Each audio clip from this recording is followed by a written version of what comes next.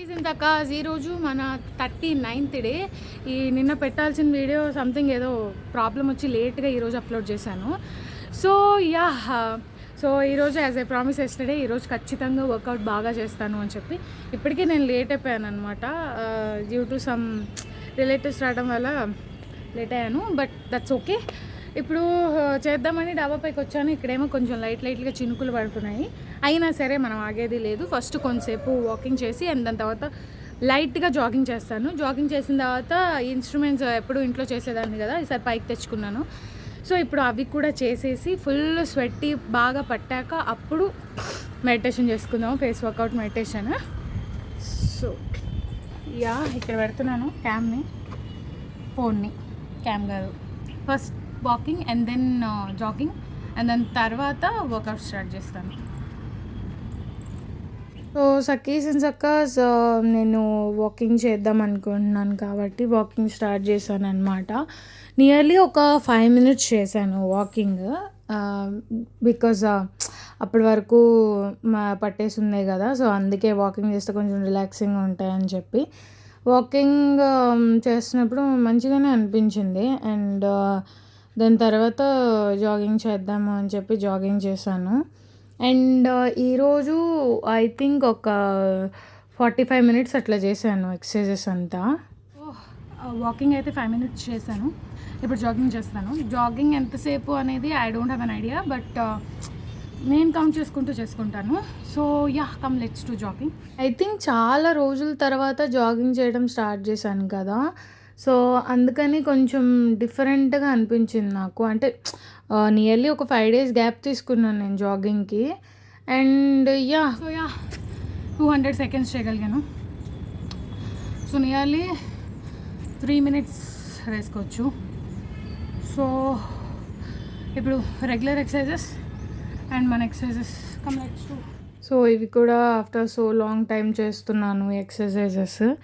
ఇవి just fat loss అవడానికి పనికొస్తుంది. అండ్ హ్యాండ్స్ కూడా ఇలా చేస్తే మాత్రం తగ్గుతాయి అన్నమాట.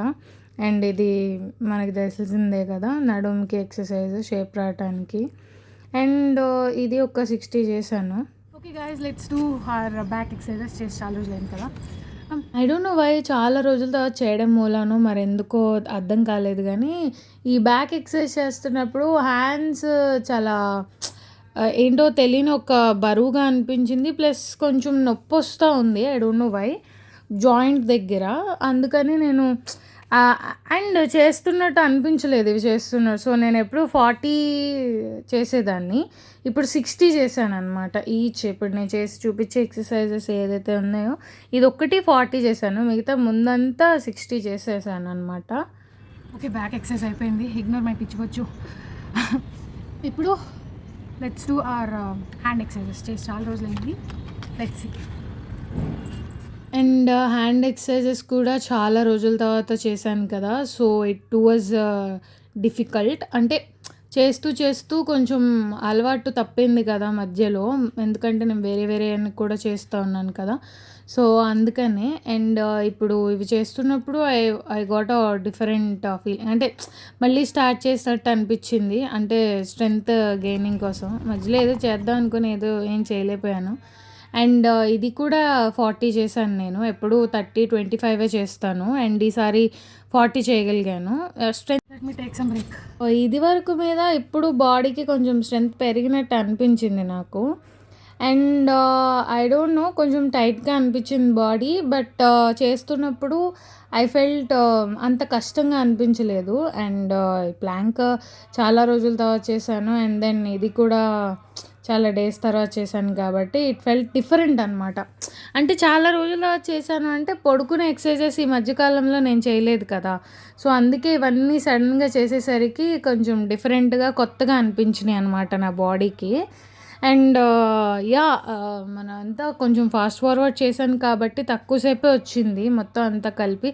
సో ఇవి కూడా డైలీ నేను చేద్దాం అనుకుంటున్నాను, cobras and child pose.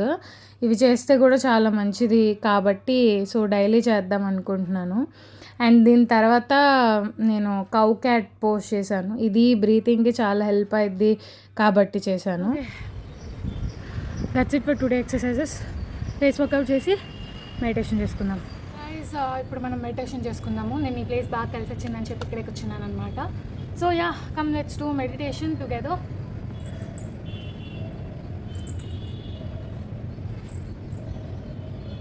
So strength ఏంటో కొంచెం టైట్గా కూడా అనిపించింది. అండ్ తర్వాత మెడిటేషన్ చేద్దామని చెప్పి కూర్చున్నాను.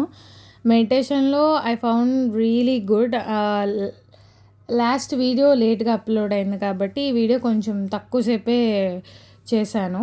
ఎందుకంటే మేబీ అంత చేయడానికి కొంచెం టైం తీసుకుంటుంది కాబట్టి ఇదైతే తక్కువ అయితే కొంచెం ఫాస్ట్గా అయిపోయింది కదా. And I had a very very good time in the meditation. This was really good.